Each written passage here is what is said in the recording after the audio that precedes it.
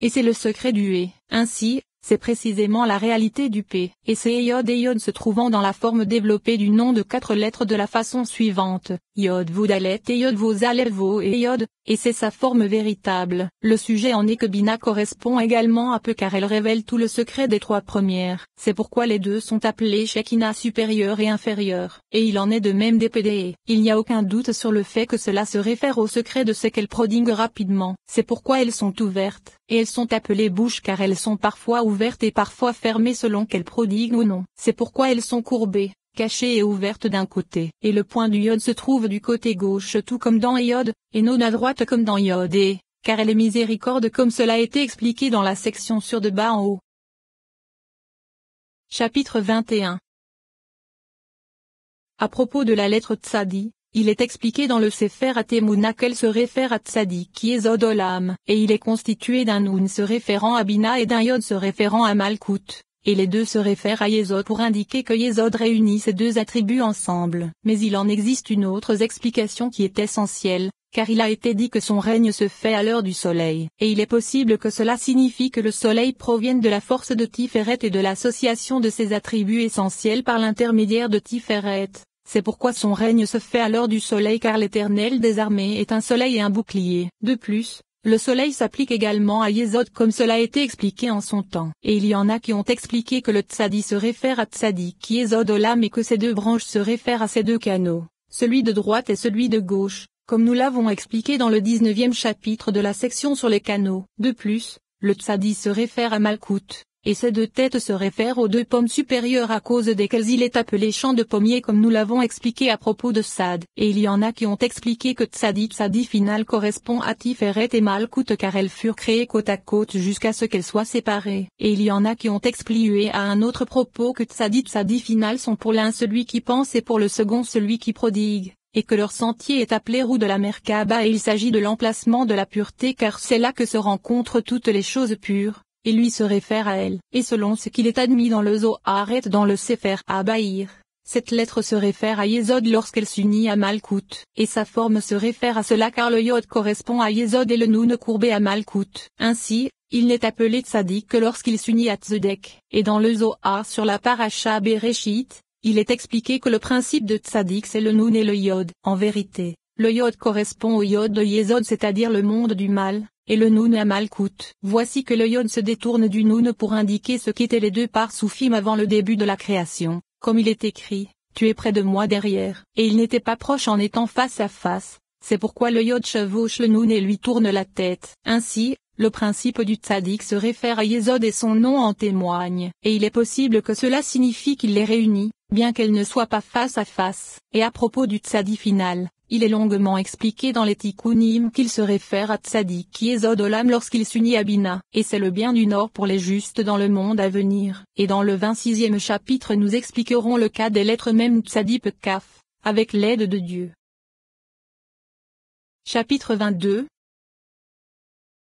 À propos de la lettre Kof, il est expliqué dans le Sefer Atemuna qu'elle se réfère à Tiferet et que cela provient de l'expression son orbite au-dessus de leurs extrémités car il entoure et encercle, et son principe se réfère à Malkout, et cela correspond au Kaf se trouvant au-dessus du veau c'est-à-dire que Tiferet reçoit tout de Bina puisque le veau reçoit de Bina et ensuite prodigue à Malkout. C'est le sens du fait que cette lettre et son principe se réfèrent à Malkout, et il est ouvert vers le bas afin de prodiguer, par le secret de la révolution, et son règne se fait à l'heure de la lune qui elle-même correspond à Malkout. Et il y en a qui ont expliqué à un autre propos que le Kof se réfère à la forme de la splendeur car c'est de là que proviennent les tables de l'alliance qui furent données grâce à notre maître Moïse de mémoire béni. Ainsi, le Saint béni soit-il est appelé Elohim Kedoshim car il y est saint sous tous les aspects de la sainteté, et son sentier est une lumière appelée trône de gloire. Et dans le Zohar, en particulier à propos du Cantique des Cantiques, il semble qu'il soit expliqué que cette lettre se réfère au serpent tortueux à cause de sa quelle, et il s'approche de la sainteté,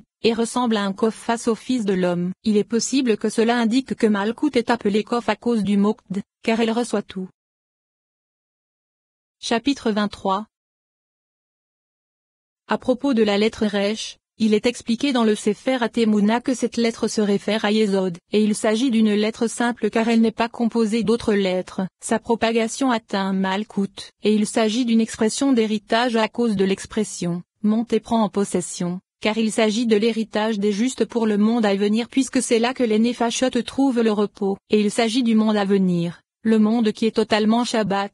C'est pourquoi son règne se fait à l'heure de Saturne. Et il y en a qui ont indiqué qu'il se réfère à Malkout car elle est déficiente et pauvre, à cause de l'expression « ne me donne ni la pauvreté ni la richesse ». Ceci est proche de l'explication donnée en certains endroits du Zohar. Et il y en a qui ont expliqué à un autre propos que l'Eresh se réfère au fondement des existences, et que son sentier provient du fondement de toutes les existences. Et dans le Zohar, il semble également qu'il se réfère à Okma. L'explication en est que le Resh se réfère à Keshit donc à Okma. Voici que le mot Resh s'interprète comme roche. Or Okma est le sommet de la révélation de l'Atsilut comme nous l'avons expliqué dans la section quant à savoir s'il est Soft et Keter. Et il est expliqué ailleurs qu'il s'agit d'une expression de pauvreté comme nous l'avons expliqué précédemment. Voici qu'il existe une grande différence entre le Dalet et le Resh car bien que ces deux lettres se réfèrent à la pauvreté, le Dalet possède un éperon qui se réfère à Yesod comme nous l'avons expliqué dans le 7e chapitre, et le Resh qui ne possède pas d'éperon indique une plus grande pauvreté car il ne contient même pas Yesod et se trouve seul, et il possède deux veaux.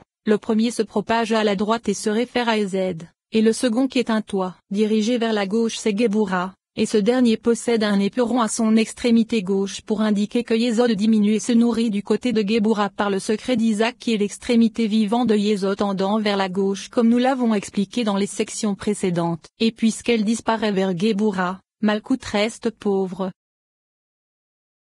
Chapitre 24.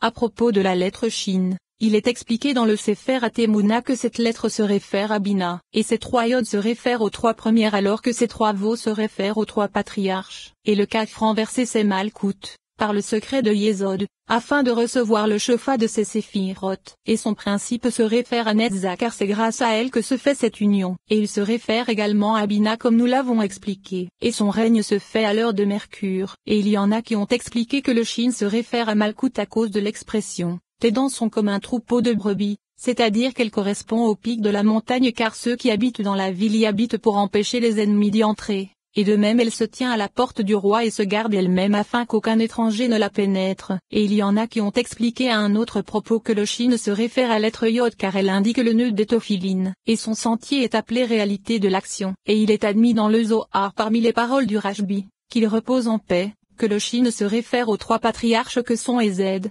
Gebura et Tiferet, et cela se réfère aux trois veaux de Veïissa, Veïavo et Veïé car ce sont les trois patriarches, et il se référerait également à Netzah, Od et Yesod à cause des trois veaux, par le secret selon lequel elles sont contenues dans les axes de Ezed, d'Inera Shamim. De même, la racine du Shin, c'est-à-dire le point de convergence qui se trouve en bas, se réfère à Bina ou à Malkout, par le secret de bas en haut ou de haut en bas, comme nous l'avons expliqué dans la section sur de bas en haut.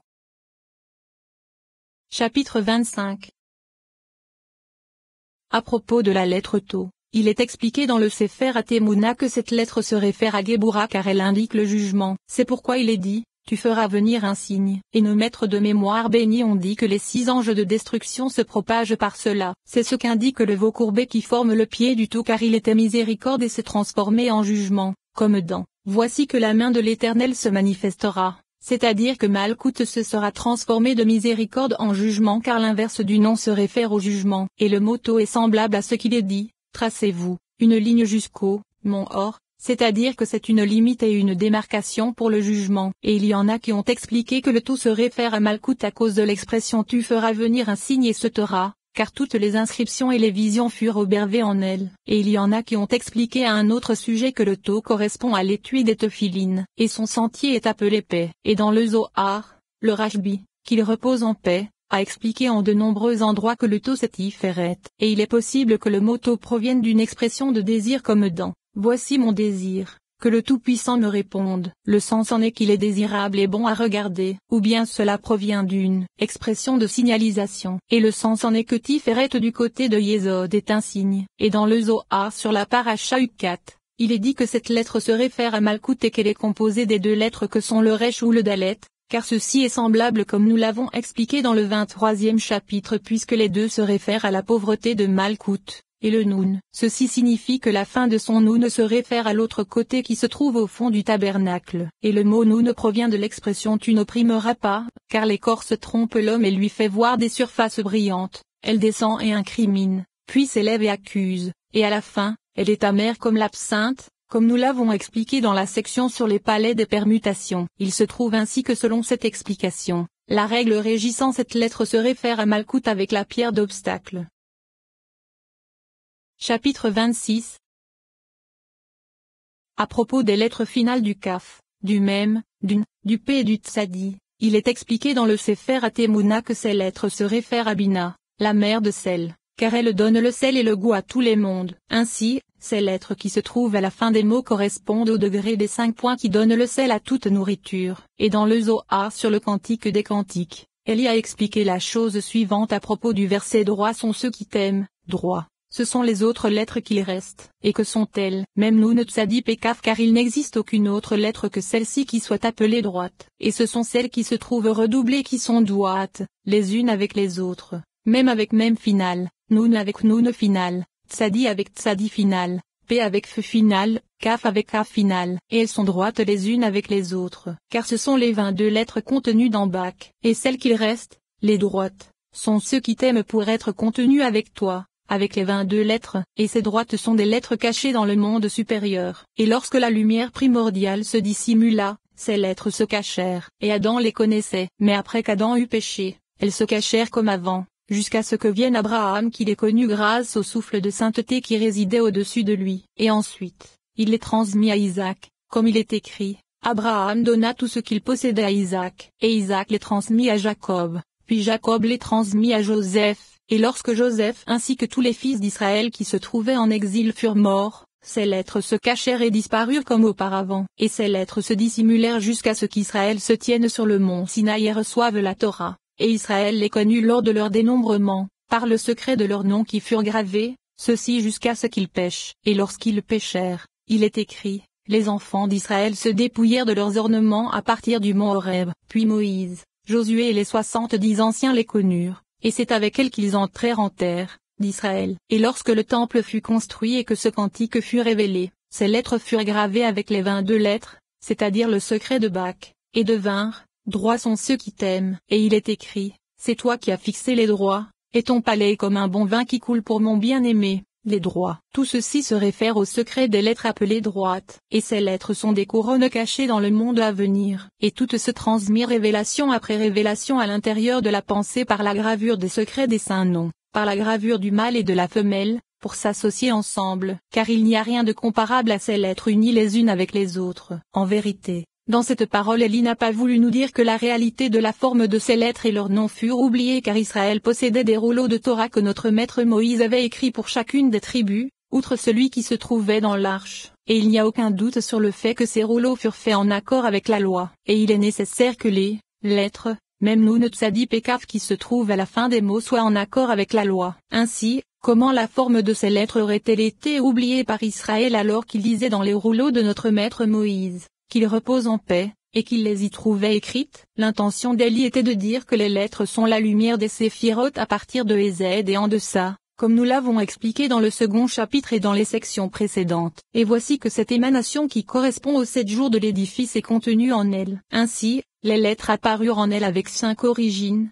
comme nous l'expliquerons, et nous avons développé ce sujet dans la section sur les 50 portes. Voici qu'elles émanèrent nécessairement au sein de Bina. Et dans Bina se dessina la réalité de 5 lumières qui sont les 5 séphirotes Tézed, Géboura, Tiferet et Setora. Et dans Tiferet sont contenus Yesod et Malkout par le secret du corps et de l'alliance qui sont à considérer ensemble, par le secret des 2 Parsoufim. En vérité, il se trouve que dans Bina les 7 jours du cycle sont contenus dans le, et c'est le et qui se réfère à Bina. Et lorsque les séphirotes se propagèrent, la réalité de ces 5 séphirotes resta dissimulée dans Bina, et ce sont des sources pour les séphirotes qui émanèrent. Les 7 jours de l'édifice reçurent des Léel furent des sources pour elles. Or nous savons que tout ce qui prodigue est mâle vis-à-vis de celui à qui il est prodigué, et celui à qui il est prodigué est femelle vis-à-vis de celui qui prodigue. Ainsi, il se trouve que les lumières même Noun Tsadi et Kaf sous leur forme droite correspondent à la lumière des 5 séphirotes dans le sens direct, c'est-à-dire dans le sens donneur-receveur. Et même Tzadik et Kaf sous leur forme courbée sont influencés par leur combinaison avec les autres lettres car elles dépendent également de 5 origines et sont des femelles qui reçoivent d'elles. C'est pourquoi la forme courbée de même Noun Tzadik et Kaf est considérée comme femelle vis-à-vis de la forme droite de même Noun Tzadik et Kaf.